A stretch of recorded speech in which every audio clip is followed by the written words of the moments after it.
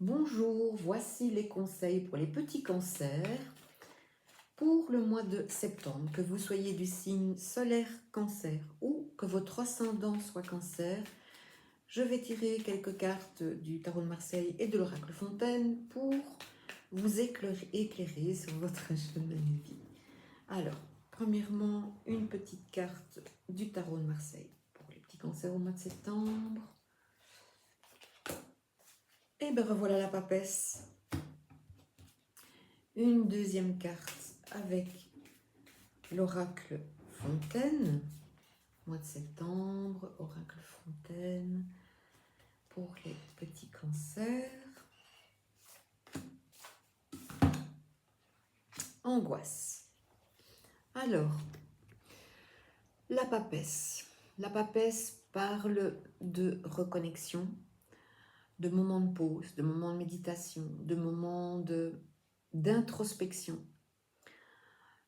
Justement, je pense qu'il y a ici une demande à comprendre vos angoisses, comprendre ce qui se passe et qui vous empêche de trouver cette petite lumière qui est là, si brillante et si jolie sur cette petite carte.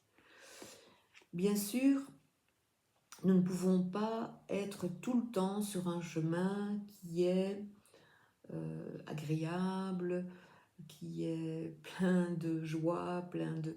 Non, il y a aussi des moments de tristesse, il y a des moments plus difficiles à aborder, il faut les accepter. Alors, comme je disais tout à l'heure, derrière le 2 se cache le 12. Je vous remontre la carte. Voilà. Le petit pendu qui est là. Le pendu nous parle de transcendance quand même. Et c'est vrai que quand on découvre certaines parts de soi, c'est parfois des moments assez angoissants parce que déstabilisants. Et pourtant, vous voyez, il y a quand même cette petite lune-là qui vient éclairer cette carte.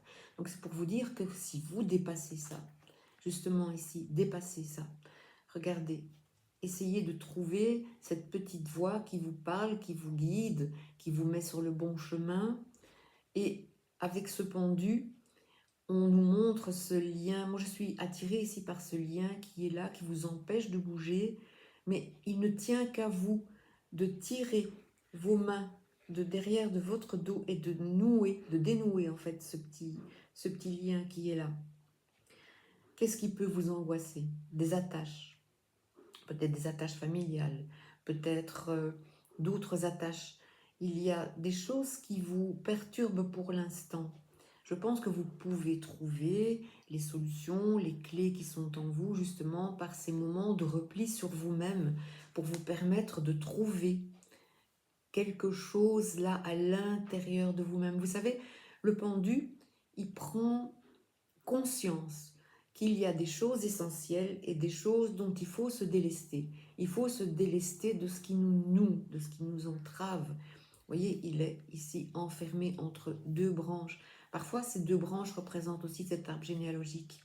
Peut-être qu'il y a des choses dans vos liens familiaux qui vous entravent, mais peut-être aussi autre chose. Et on peut soi-même, en tout cas, essayer de dépasser ça. Bien sûr que c'est angoissant, mais une fois que vous avez dépassé ça, en fait, tout s'illumine, tout devient clair, on se sent plus léger parce que on ne garde que l'essentiel de ce dont on a besoin. Vous voyez, ici, la papesse, elle regarde, ou plutôt elle touche le livre. Elle ne le regarde pas d'ailleurs, elle touche le livre et les réponses sont là à l'intérieur d'elle-même.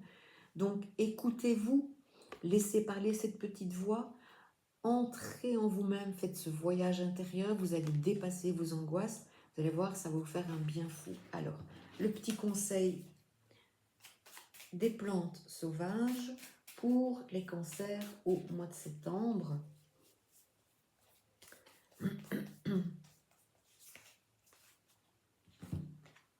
L'aubépine, 14, l'aubépine. L'aubépine qui est un arbre sacré. L'aubépine qui nous montre que on est en voie de guérison. On est à une période où les choses commencent à être plus douces, à être plus plus fine aussi, plus reconnectée avec certaines choses. L'aubépine, c'est très particulier une aubépine parce que par moment, elle va sentir bon et à un autre moment de la floraison, elle va sentir une odeur de mort. C'est très particulier à l'aubépine. Elle est là pour nous rappeler justement que tout est vie, tout est mort et qu'il faut juste savoir aller retirer l'essentiel de ce dont on a besoin. Donc, l'aubépine peut vous aider à vous reconnecter avec les parts belles de vous-même. Vous les avez en vous, c'est très important. Elles ne sont plus en fleurs, les aubépines. Elles commencent justement à être en fruits maintenant, là pour le mois de septembre. Mais vous pouvez trouver des eaux florales, vous pouvez trouver des élixirs, vous pouvez trouver des huiles essentielles d'aubépine.